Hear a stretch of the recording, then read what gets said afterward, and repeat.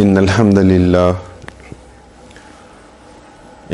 لله نحمده ونستعينه ونستغفره ونؤمن به ونتوكل عليه ونعوذ بالله من شرور أنفسنا ومن سيئات أعمالنا من يهده الله فلا مضل له ومن يضلله فلا هادي له وأشهد أن لا إله إلا الله وأشهد أن محمدا عبده ورسوله أما بعد فأعوذ بالله من الشيطان الرجيم بسم الله الرحمن الرحيم قل هو الله أحد الله الصمد لم يلد ولم يولد ولم يكن له كفوا أحد بسم الله الرحمن الرحيم قل أعوذ برب الفلق من شر ما خلق ومن شر غاسق إذا وقب ومن شر النفاثات في العقد ومن شر حاسد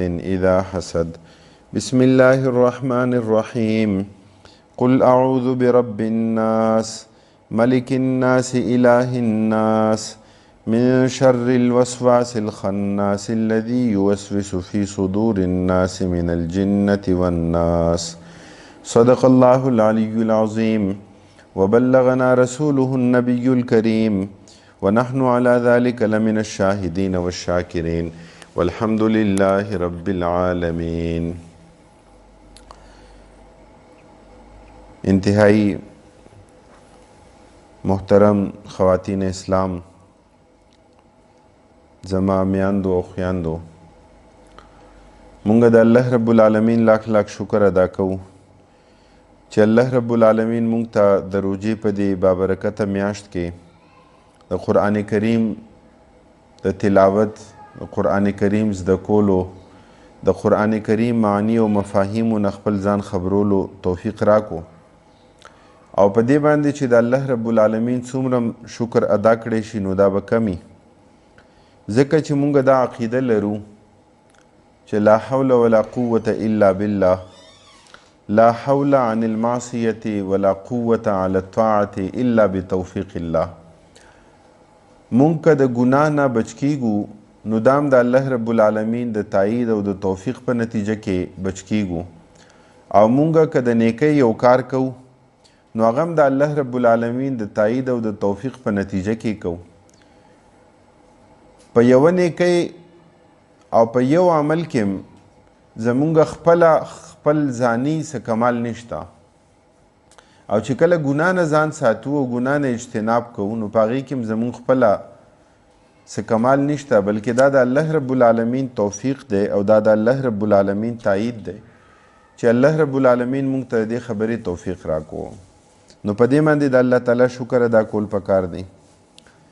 روژې په دې شپو ورځو کې د زنانو کار نسبتاً ګرانی، ځکه چې پښمني ته راپاڅېدله مي او د افطارۍ انتظام می او د ورځې چې کم د ماشومانو مختلف مصروفیات او د کور مختلف کارونه نو هغه هم د هغوی په ذمه،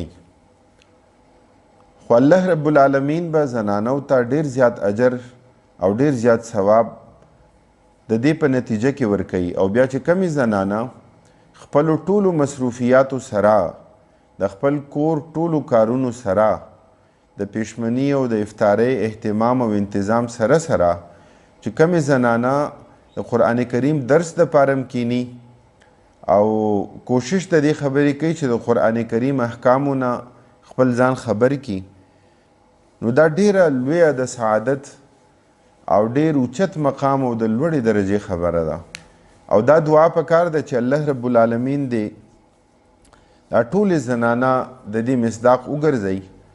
الله رب العالمین دې مونږ او تاسو ته د خپلو عملونو د حفاظت توفیق نصیب کړي، او الله رب العالمین دې مونږ او تاسو د ریا نه او د دکاوې نه او د خپلو اعمالو د ضایع کولو نه دې الله رب العالمین مونږ او تاسو وساتي او مونږ او تاسو دې بچ کړي.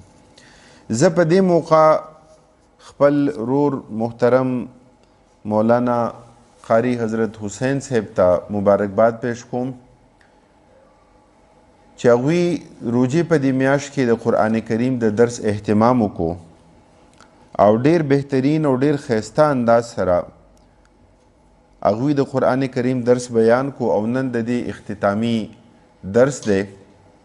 الله رب العالمین د دوی دا ټول کوشش او مهنت او یو ټکی د قرآن کریم الله رب العالمین دا د نیک اعمالو په تله کې الله رب العالمین قبول او منظور کی او په دې کې که څه کوتاهي او څه غفلت او څه غلطۍ شوی انسان او بشر نه د خطا او د غلطۍ امکان می نو الله رب العالمین د هغې نه درګذر وکړي او الله رب العالمین د هغه معاف کړي. د قرآن کریم اخیری 3 سورتونه چې د مصحف په ترتیب کې اخیری 3 سورتونه دي نن د هغې مختصر درس دی. سوره اخلاص، سورة الفلق او سورة الناس او دا ډیر اهم سورتونه دي. د قرآن کریم هر یو سورت اهم دی، د قرآن کریم هر یو آیت اهم دی، خو چې کله موضوعاتی ترتیب ته او موقع محل ته او مختلفو حالات و واقعاتو ته مونږ وګورو نو د قرآن کریم هر یو آیت مونږ ته په خپل ځای ډیر زیات اهمیت والا او ډیر لوړ مقام او د اوچتې درجې خاوند د قرآن کریم هر یو صورت او د قرآن کریم هر یو آیت مونږ ته ښکاري. او بیا بالخصوص نن مونږ خبره کوو د سوره اخلاص، سورة الفلق او د سورة الناس. سوره اخلاص دی نوم نه دا واضحه او ظاهره ده چې په دې کې د الله رب العالمین خالص توحید بیان شوی دی. په قرآن کریم کې بنیادی الله رب العالمین 3 موضوعات بیان کړي. یو د توحید موضوع ده او یو د پیغمبر علیه الصلاۃ والسلام د رسالت موضوع ده او یو د معاد بعث بعد الموت او حشر الاجساد او مرگ نه پس بیا د راژوندي کېدو دا اهم موضوع په قرآن کریم کې. نو دا 3 اهم موضوعات الله رب العالمین په قرآن کریم کې بیان کړي. حضرت عائشہ صدیقہ رضی اللہ تعالی عنہ ام المؤمنین فرمائی او دا حدیث په صحیح بخاری او صحیح مسلم کې موجود دی چې نبی مهربان صلی الله علیه وسلم او فرمایل چې سوره اخلاص دا د قرآن کریم 3مه حصہ ده، دا 1/3 قرآن دی، دا د قرآن کریم 3مه حصہ ده او د دې یو وجه او یو سبب دام دی چې الله رب العالمین په قرآن کریم کې دا 3 موضوعات بیان کړي: توحید، رسالت او د معاد. او په سوره اخلاص کې الله رب العالمین کامل مکمل الله رب العالمین په دې صورت کې توحید بیان کړي. الله رب العالمین فرمایي قل هو الله احد، او اے پیغمبر علیه الصلاۃ والسلام هو الله احد چې بشک الله رب العالمین یو دی. الله رب العالمین ځان لده، الله رب العالمین یوازې دی. اردو کې یو لفظ استعمالیږي چې الله رب العالمین یکتا ہے او دا یکتا ټکی ډیر خوندور دی. مطلب د دې دا دی چې الله رب العالمین داسې یو ذات دی چې د الله تعالی دپاره تعدد نشته، الله تعالی سره بل څوک شریک نشته، بل څوک الله نشي کېدی، بل څوک خدای نشي کېدی، بل څوک پروردگار نشي کېدی. دا صرف الله رب العالمین دی او دا د الله تعالی صفت دی. نو دا د الله تعالی د یکتا کېدو او الله تعالی د یوازې کېدو دا بنیادی صفت دی، دا توحید دی. الله الصمد، الله رب العالمین بے نیازه دی، الله رب العالمین بے حاجت دی. الله رب العالمین هیڅ چاته حاجت نشته، د الله تعالی هیڅ چاته ضرورت نشته. مونږ او تاسو ټول محتاج یو، مونږ او تاسو ټول ضرورتمند یو. الله رب العالمین مونږ مرکب پیدا کړیو، مختلف اجزاونه الله رب العالمین مونږ ته ترکیب را کړی. زمونږ د اجزا په خپلو کې یو بل ته محتاج او ضرورتمند دی. که د انسان جسم موجود او روح پکې نه نو د اسم نشي کولی، او که روح موجود او جسم نه اسم نشي کولی. الله رب العالمین مونږ ته اعضا او اندامونه را کړي. نو څوک چې بیمار شي د چا زړه کار نه کوي، د چا جگر کار نه کوي، د چا معده کار نه کوي، د چا ګردې کار نه کوي. مونږ ټول محتاج یو خپلو د اندامونو ته، خپلو د اعضاو ته چې الله رب العالمین مختلفو اجزاو نه مرکب انسان الله رب العالمین پیدا کړی. الله الصمد، الله تعالی بے نیازه دی، الله تعالی بے حاجته دی. د الله رب العالمین هیڅ چاته ضرورت نشته. الله تعالی په خپل ذات کې مرکب نه دی. الله رب العالمین په خپل ذات کې احتیاج نه لري. الله رب العالمین په خارج کې بل چاته څه احتیاج او ضرورت نه لري. لم یلد ولم یولد، نه ترې څوک پیدا دي او نه الله رب العالمین د چا نه پیدا دی. ولم یکن له کفوا احد، او الله رب العالمین سره برابر هیڅوک نشته. برابر همسر مد مقابل د الله رب العالمین بل هیڅوک نشته. سورت اخلاص مکی سورت ده او پدې کې 4 آیتونه دي. امام ترمذی رحمه الله او امام حاکم رحمه الله د پیغمبر علیه الصلاۃ والسلام روایت بیان کړي چې یو ځل مشرکینو نبی مهربان صلی الله علیه وسلم نه مطالبه وکړه چې د خپل رب نسب زموږ دپاره بیان کا. د هغوی چې کم معبودانو، د هغوی چې کم بوتانو، نو هغوی د مختلفو مشرانو او د مختلفو بزرگانو په نومونو باندې د بوتانو نومونه ایښي او د هر یو شجره نسب به هغوی د خپل علم مطابق بیانولو. نو هغوی قیاس کولو الله رب العالمین په خپلو باطل معبودانو باندې. نو پیغمبر علیه الصلاۃ والسلام نه دا مطالبه وکړه. نو الله رب العالمین په قرآن کریم کی سورت اخلاص الله رب العالمین نازل کو چې الله تعالی ما قیاس کوي په خپلو بوتانو باندې. د الله رب العالمین د پاره داسې نسب نشته لکه څنګه نسب چې د انسانانو وي چې هغه د چانه پیدای او هغه نه څوک پیدا کیږي. نو د الله رب العالمین څه حاجت نشته. د الله رب العالمین ولم تکن له صاحبه، د الله تعالی ښځه نشته، د الله تعالی بیبي نشته، د الله تعالی اولاد نشته. الله تعالی دپاره د احتیاج هیڅ یو وصف، هیڅ یو صفت الله تعالی دپاره د احتیاج نشته. دا صورت عموما ذکر کیږي چې دا مکی صورت ده، خو د سوره اخلاص په مکی یا مدنی کېدو کې اختلاف ده.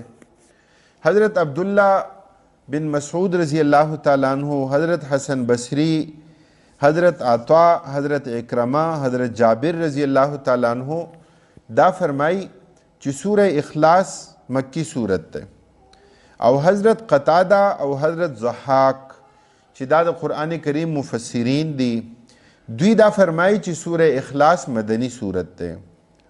حضرت عبداللہ ابن عباس رضی اللہ تعالیٰ عنہ په دې حواله 2 اقوال دي. یو قول دا ده چې دا صورت مکی ده او بل قول دا ده چې دا صورت مدنی ده.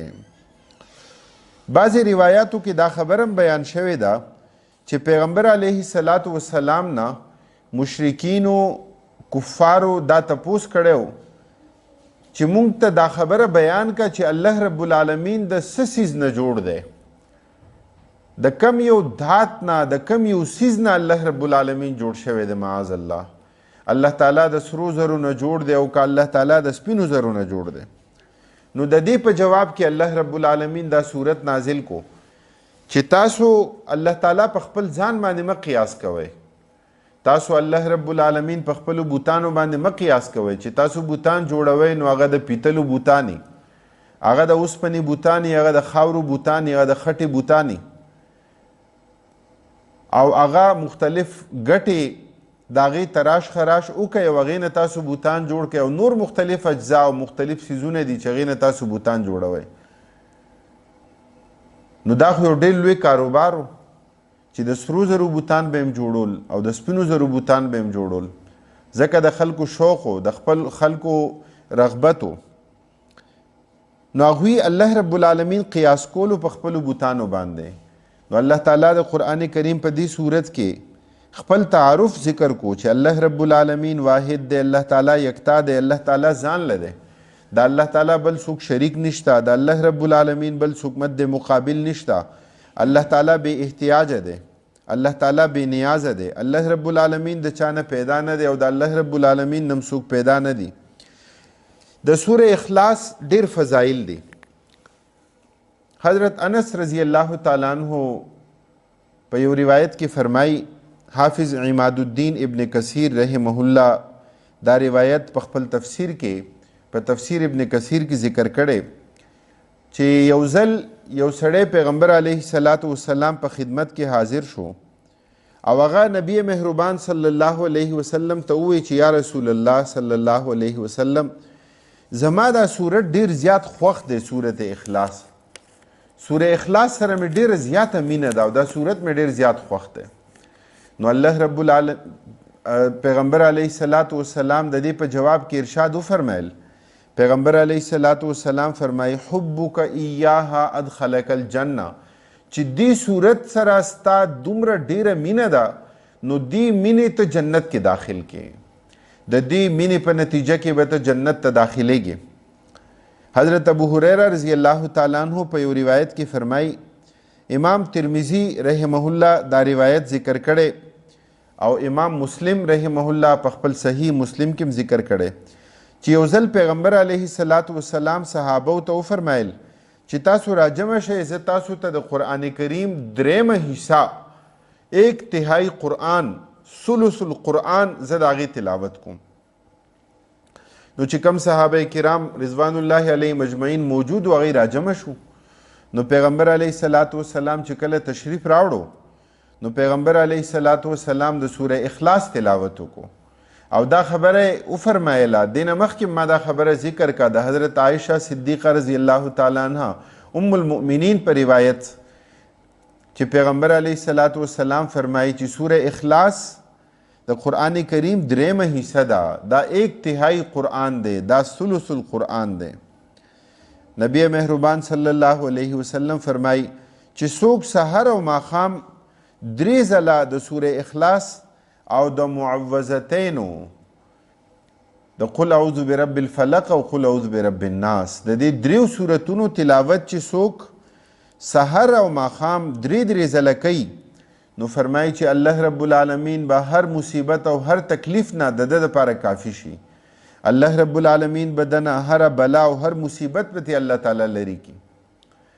دا عقیده جوړول پکار دی. که دا زمونږ عقیده نه نو د هغې په نتیجه کې مونږ د قرآن کریم تلاوت نه کوو، مونږ د قرآن کریم د تاثیر قائل نه یو، مونږ قرآن کریم خپلو امراضو دپاره علاج او شفا نه ګڼو، ځکه د الله تعالی کتاب نه ګڼو. او که د الله رب العالمین کتاب ومنو او دا عقیده ولرو او د قرآن کریم په فضایلو باندې ایمان راوړو نو بیا دا څومره لویه خزانه ده او څومره بهترین انعام دی الله رب العالمین طرف نه. حافظ عماد الدین ابن کثیر رحمه الله دا حدیث روایت کړي، په خپل تفسیر کې ذکر کړی دی.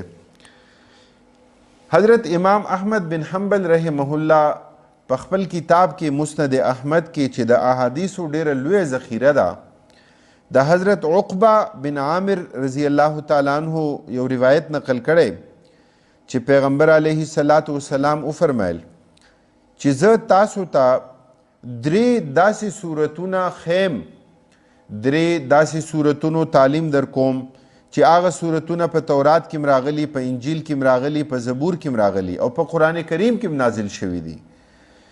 او بیا پیغمبر علیه الصلاۃ والسلام وفرمایل چې شپې تر هغه وخت پورې تاسو موده کیږئ چې تر کم وخت پورې د دې 3 صورتونو تلاوت تاسو ونه کوئ. حضرت عقبه بن عامر رضی الله تعالی عنہ فرمایي چې ما خپل خوږ پیغمبر محمد مصطفی صلی الله علیه وسلم نه دا روایت اوریدلی او فرمایي چې په ټول ژوند کې ما کلم دا خبره ترک نه کا، پرې مې نه خوا، همیشه چې کله به وده کېدم نه د قرآن کریم د دې 3 صورتونو تلاوت به مې کولو. په دې صورت کې د الله رب العالمین جامع صفات ذکر شوي. الله تعالی لفظ الله تعالی د پاره اسم ذات دی. الله ذات واجب الوجود، د ټولو کمالاتو جامع او د ټولو نقایصو نه پاک. لفظ احد او لفظ واحد دا دواړه په عربی کې استعمالیږي، خو په لفظ احد کې بعض فواید دي، د دې ټکی بعض خصوصیات دي. ما مخکې دا خبره ذکر کا چې په واحد کې واحد په عدد او شمیر کې استعمالیږي. واحد مطلب یو، او یو نه پس 2 راځي او 2 نه پس 3 راځي. واحد نو اثنان او ثلاثه نو مکمل ګنتی راځي. لفظ احد چې کم دی نو په دې کې دا کمال دی او د دې ټکی دا امتیازي خصوصیت دی چې دا د تعدد نه پاک دی، چې کله د چا دپاره احد وویلی شي او دا لفظ زیبا دی، مناسب دی صرف د الله رب العالمین دپاره، نو د الله تعالی بل څوک مد مقابل نشته، د الله رب العالمین په شان بل څوک نشته. الله الصمد، ما مخکې دا خبره ذکر کا چې الله رب العالمین چاته حاجت نشته، الله تعالی بے نیازه دی. امام طبرانی رحمه الله په خپل کتاب کې کتاب السنه کې د اهل علم اقوال ذکر کړي دي او دا خبره ذکر کړي ده چې راجح خبره دا ده چې الله الصمد، الله رب العالمین هغه ذات دی چې د چا طرف ته خلق خپل حاجتونه او خپل ضرورتونه پیش کوي، خلق داغه طرف ته رجوع کوي، خلق دعاګانې غواړي، خلق د خپل زړه مرادونه الله رب العالمین ته پیش کوي. په خپل انفرادي ژوند کې مو په اجتماعیت کې الله رب العالمین نه غواړي او چې کله پسې مصیبت راشي نو بیا الله رب العالمین نه دعاګانې غواړي. او داسې ذات او داسې هستی چې هغه په خپله سردارۍ کې او په خپل لوی او عظمت کې د الله رب العالمین په شان بل هیڅوک نشته، ټول د الله تعالی محتاج دي او الله رب العالمین د هیڅ چا محتاج نه دی. سورة الفلق مکی صورت دی او په دې صورت کې 15 آیتونه دي. قل اعوذ برب الفلق باندې دې صورت آغاز کیږي. په سورة فلق کې الله رب العالمین مونږ ته تعلیم را کړی چې استعاذه مدد به د الله تعالی نه غواړئ. د څه دپاره به مدد غواړئ؟ مضرات جسمانیه، یعنی کم څیزونه چې زمونږ او ستاسو جسم ته نقصان رسوي، جسمانی طور باندې مونږ ته نقصان را رسوي، نو د هغې دپاره الله رب العالمین نه دعا غوښتل، الله رب العالمین نه مدد غوښتل، د الله تعالی په پناه کې راتلل. او سوره ناس، په سورة الناس کې قل اعوذ برب الناس، نو پاغي کې استعاذه دا مدد غوښتل دي سنه مضرات روحانیه، چې کم روحانی امراض دي، کم د عقیدې خرابیانی دي، نو هغې نه ځان ساتل او د الله رب العالمین په پناه کې راتلل. قل اعوذ برب الفلق، پیغمبر علیه الصلاۃ والسلام ته حکم وشو چې پیغمبر علیه الصلاۃ والسلام ووایه اعوذ برب الفلق، چې زه پناه غواړم برب الفلق پر رب د سبا سره، چې کوم د سبا رب دی. الله رب العالمین د ټولو زمانو رب دی. الله رب العالمین مونږ او تاسو پیدا کړي او الله تعالی مونږ د وخت په حصار کې او د وخت په قید او پابندۍ کې الله رب العالمین مونږ او تاسو ساتلی او دا وخت په الله تعالی باندې اثر انداز نه دی. نو د سحر وخت د هغې تذکره وشوه، من شر ما خلق، او فرمایي چې زه د الله رب العالمین پناه غواړم سنه من شر ما خلق، هر هغه شر نه ما خلق څه چې الله رب العالمین پیدا کړي دي. نو په دې دنیا کې عموم د دنیا کې ډیر شرونه دي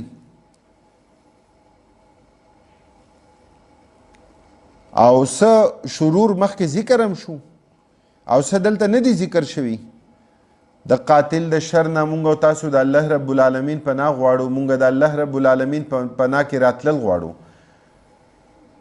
د غیبت کولو والا چې زمونږ او تاسو غیبت کوي، مونږ د الله رب العالمین په پناه کې راتلل غواړو. څوک چې مونږ او تاسو ته نقصان را رسوي، مونږ د الله رب العالمین په پناه کې راتلل غواړو، مونږ د الله تعالی پناه غواړو.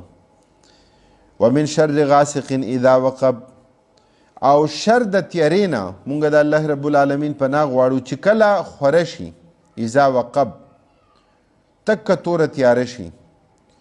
نو چې کله تیاره شي نو په هغه وخت کې دا شیطانی اثرات دا ډیر زیات شي او کم خلک چې نورو ته نقصان رسول غواړي، نو چې کله د شپې پرده را خوره شي نو بیا د هغوی شر نور زیات شي او هغوی خلکو ته نقصان رسي، ځکه چې د ورځې ښکاري خلک یې ویني ګوري او د شپې هر څه ساکن شي. د شپې خلک په کورونو کې، د شپې خلک آرام کوي. نو څوک چې غلا کوي د شپې کوي، څوک چې بدکاری کوي نو د شپې اهتمام کوي د دې خبرې. څوک چې بل چاته نقصان رسوي نو منصوبې د شپې جوړوي، پروګرامونه د شپې کوي. ومن شر النفاسات فی العقد، او شر د پوکی وهونکو نه. النفاسات دا د مؤنث صیغه ده، ځکه چې دا زیات تر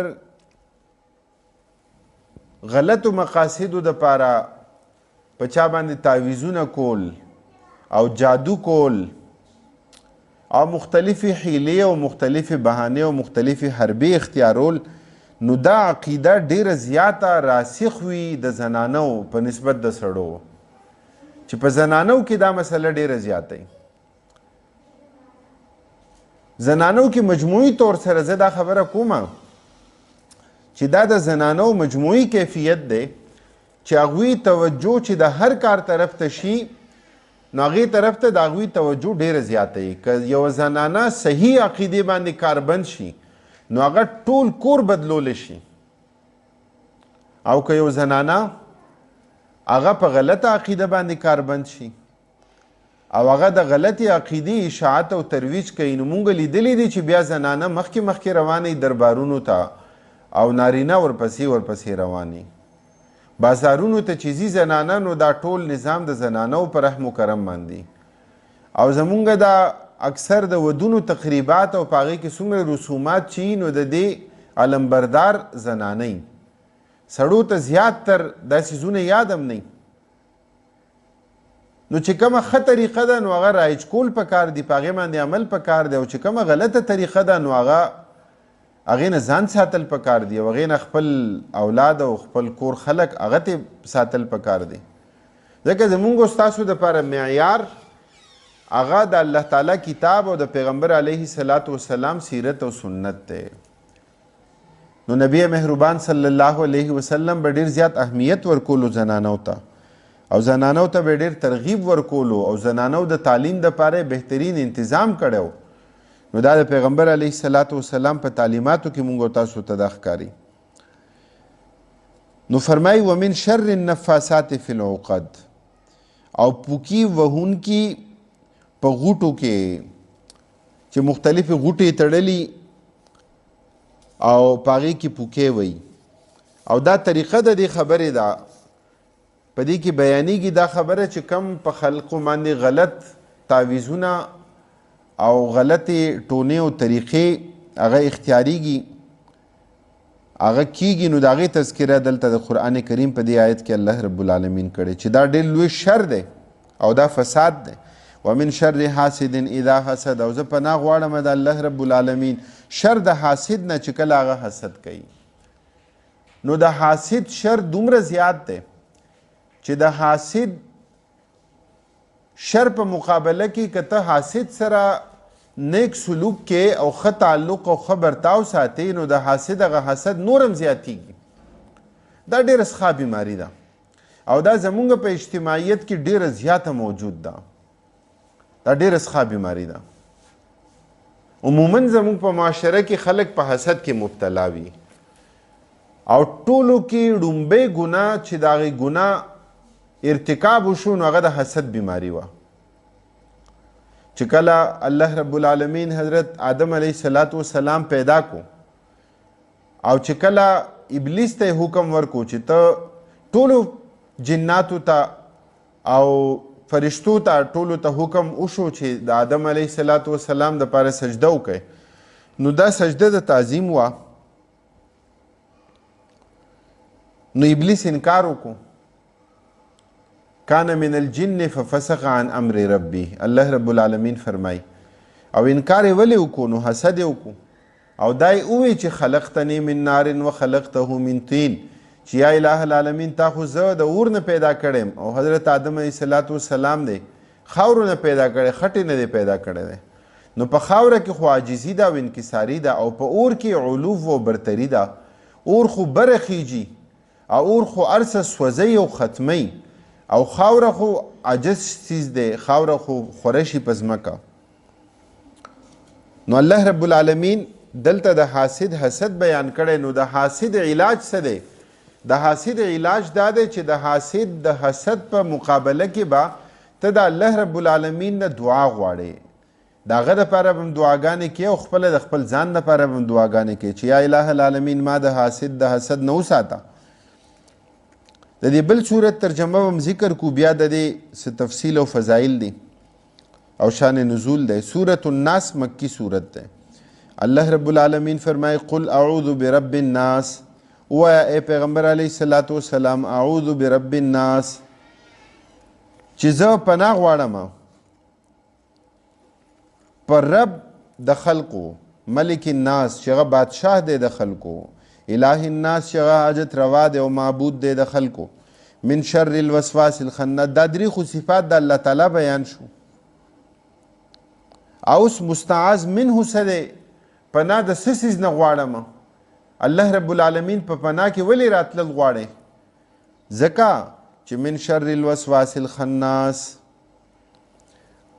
ډېرې زیاتې وسوسې اچونکي د شر نه، الخناس چې هغه په پټه پټه وسوسې اچوي او بیا بیا راځي او وسوسې اچوي. یو ځل کفایت نه کوي چې بس یو ځل وسوسې واچوي، بیا بیا راځي او وسوسې اچوي. الذي يوسوس في صدور الناس، هغه چې وسوسې اچوي د خلکو په سینو کې، د خلکو په زړونو کې، من الجنة والناس، او هغه د جناتو نم دي او د انسانانو نم دي. نو جنات مقدم کو ځکه چې د جناتو شرارتونه ډیر دي او پټ دي، ښکاریم نه.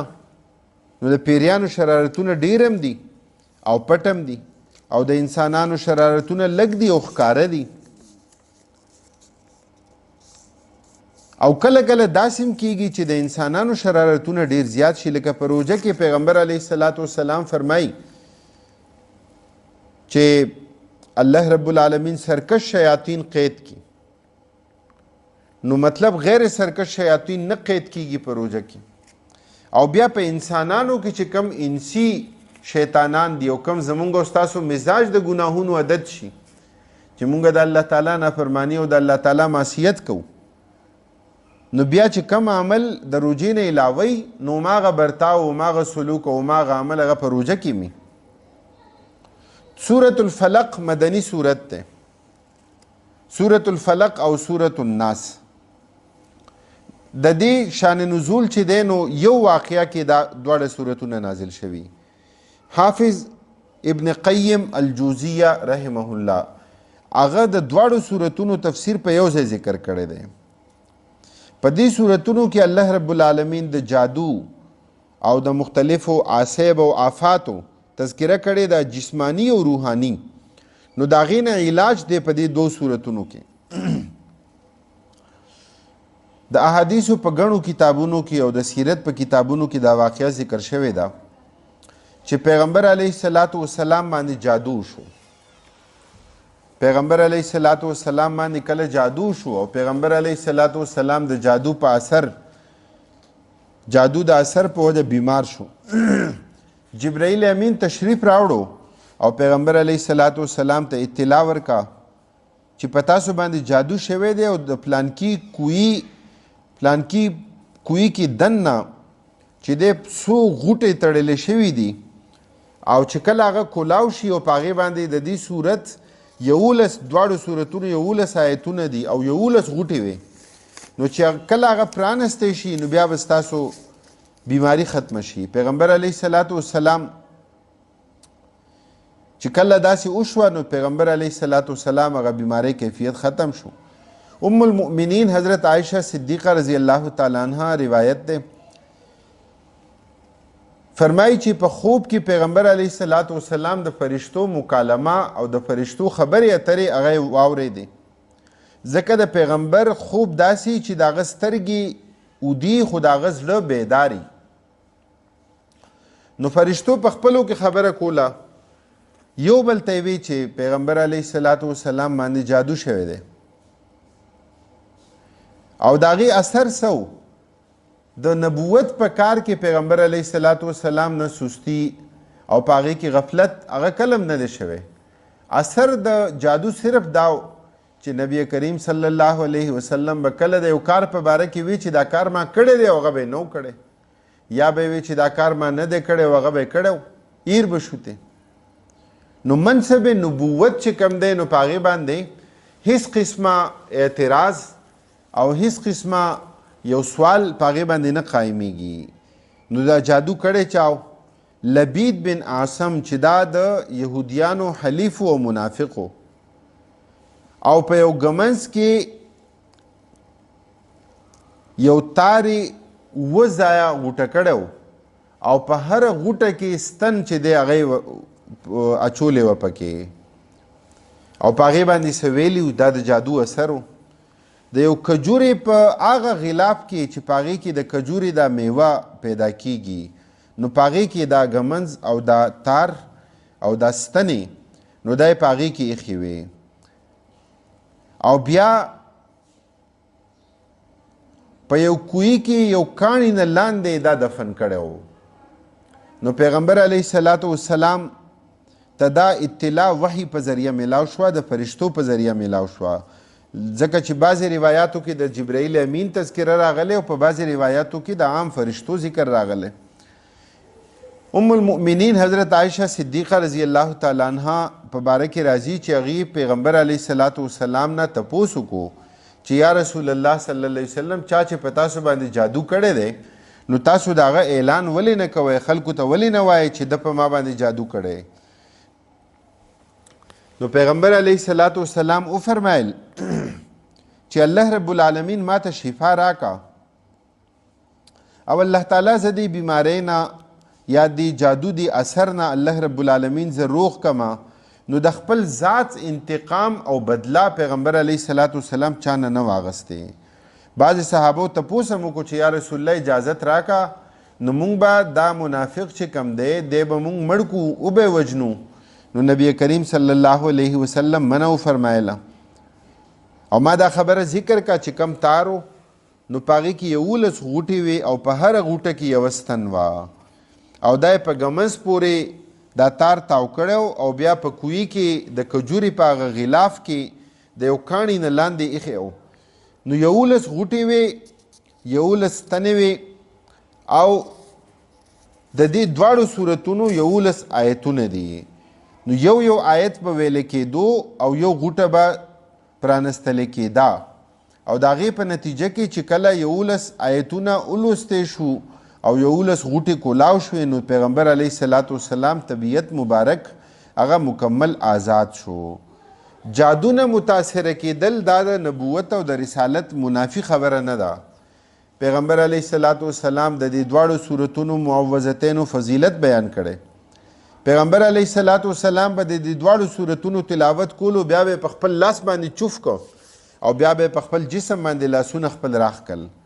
چې کله په مرض الوفات کې او په آخري زنکدن کې او ډیره سخت کیفیت نو حضرت عائشہ صدیقه رضی الله تعالی عنها هغې به څه کول چې دا 2 صورتونه به یې ووي ځکه د پیغمبر علیه الصلاة والسلام معمول هغې ته معلوم نو دا 2 صورتونه به یې ووي او د پیغمبر علیه الصلاة والسلام په مبارکو لاسونو باندې به یې چوف کو او هغوی ته به یې وفرمایل چې دا دواړه لاسونه تاسو په خپل ټول جسم باندې وګرځوئ.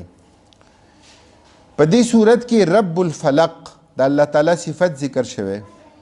فلق ترجمه کله د شلیدو ترجمه کیږي، څنګه چې کله شپه وشلیږي او سحر نمودار شي. الله رب العالمین د پاره صفت په قرآن کریم کې دا ذکر شوی دی فالق الاصباح. نو په دې آیتونو کې ترغیب د دې خبرې دی چې څوک د الله تعالی پناه ته راتلل غواړي نو الله رب العالمین بدنه آفتونه او مصیبتونه او تکلیفونه به الله رب العالمین لري کی. من شر ما خلق د مخلوق شر ډیر زیات دی. خلق حسد کوي، خلق کینه ساتي، بغض، نفرت، عداوت، غیبتونه کوي، خلق بهتانونه لګي، خلق تهمتونه لګي، دا د خلکو شر دی. دغه رنګ نور ډیر شرور دي چې هغه زما او ستاسو په علم کې نشته نو د الله تعالی پناه کې راتلل پکار دي.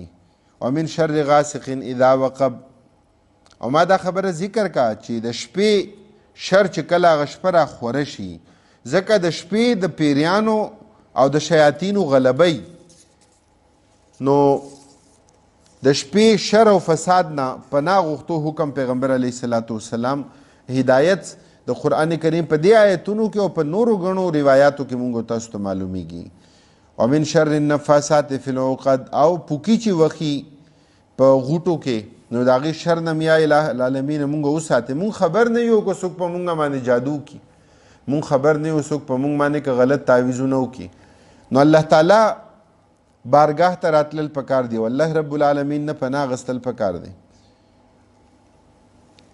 د انسانانو په ژوند کې عموما 3 حالتونه راځي. رب الناس یو حالت څه راځي؟ د بچپن.